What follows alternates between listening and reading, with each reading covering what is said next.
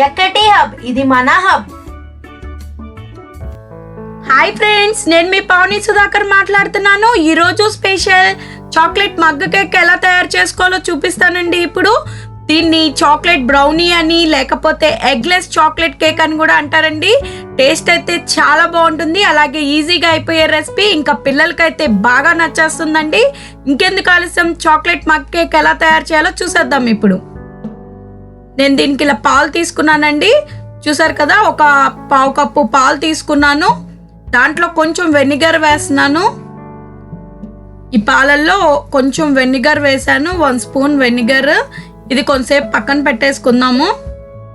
ఒకసారి గరిటతో మిక్స్ చేసేసుకుని పక్కన పెట్టేసుకోండి. స్పూన్తో చక్కగా మొత్తం కలిపేసుకోండి. వెనిగర్ వేసినాక తర్వాత దీన్ని పక్కన పెట్టేసుకుందాము. చూసారా, కొంతసేపు అయినాక ఇది ఇలా కొంచెం తెరకలుగా పాలు ఇరిగినట్టు వస్తుందండి. వెనిగర్ వేయడం మూలంగా. వెనిగర్ లేని వాళ్ళు జస్ట్ నిమ్మకాయ డ్రాప్స్ వేసినా సరిపోతుంది. తర్వాత ఇలా మిక్సింగ్ బౌల్లో ఒక కప్పు మైదా పిండి తీసుకున్నా, అది కూడా జల్లించిన మైదా పిండి జల్లించినాకే తీసుకోండి. అలాగే షుగర్ పౌడర్, పంచదార మిక్సీ జార్లో వేసుకుని పొడి చేసుకున్న షుగర్ పౌడర్, నేను కప్పుకి కప్పు షుగర్ వేస్తున్నాను. అలాగే ఇది కోకో పౌడర్ అండి, చాక్లెట్ పౌడర్ అనమాట. కోకో పౌడర్ అని మనకి మార్కెట్లో దొరుకుతుంది, అదొక పావు కప్ వేసాను. ఇంకా బేకింగ్ పౌడర్ వేసాను. అలాగే బేకింగ్ సోడా వేస్తున్నా ఇప్పుడు 1/2 స్పూను. 1 స్పూన్ బేకింగ్ పౌడర్, అలాగే 1/2 స్పూన్ బేకింగ్ సోడా వేసాను. ఇవన్నీ చక్కగా మనం మిక్స్ చేసేసుకుందాం. ఇప్పుడు చూసారు కదా, కప్పు మైదాకి కరెక్ట్గా ఈక్వల్ క్వాంటిటీలో కప్పు షుగర్ పౌడర్ తీసుకున్నా, అలాగే పావు కప్పు కోకో పౌడర్ తీసుకున్నాను. ఇంకా 1 స్పూన్ బేకింగ్ పౌడర్, అలాగే బేకింగ్ సోడా ఒక 1/2 స్పూన్ వేసాను. మొత్తం ఇవన్నీ మిక్స్ చేసేసుకుందాం. ఇలా విస్కర్ తీసుకుని మొత్తం నీటిని మిక్స్ చేసేసుకోండి. అలాగే కరిగించుకున్న వెన్న, బటర్ వేస్తున్నా ఒక పావు కప్పు.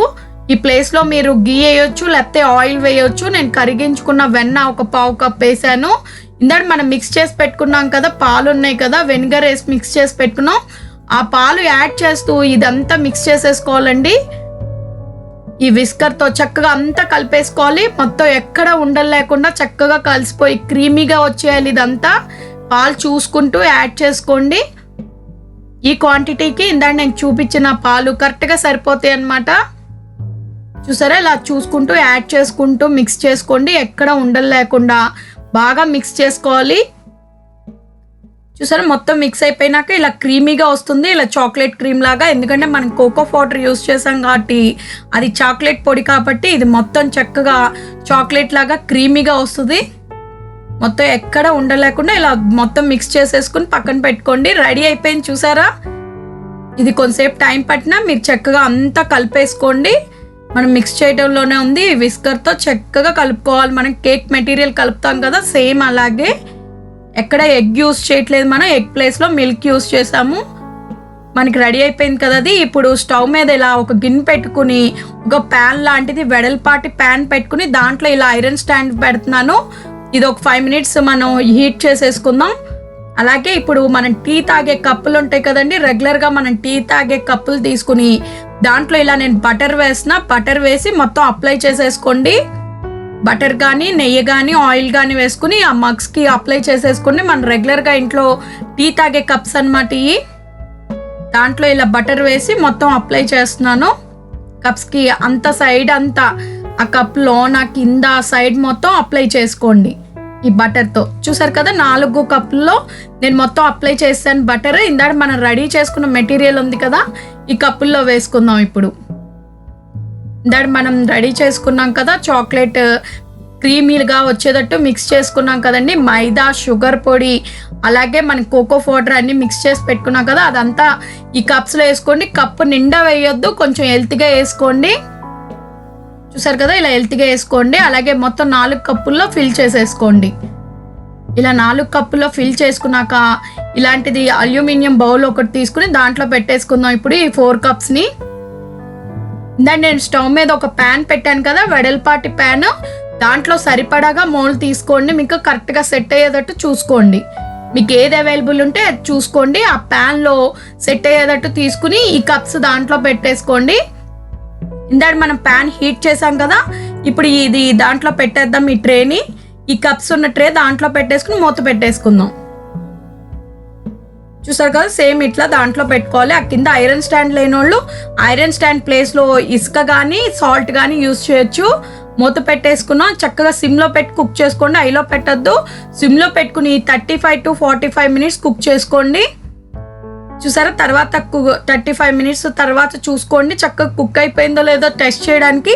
నిన్న మీకు కేక్ తయారు చేసినట్టు చూపించాను కదా, ఇలా టూత్ పిక్ యూస్ చేయండి.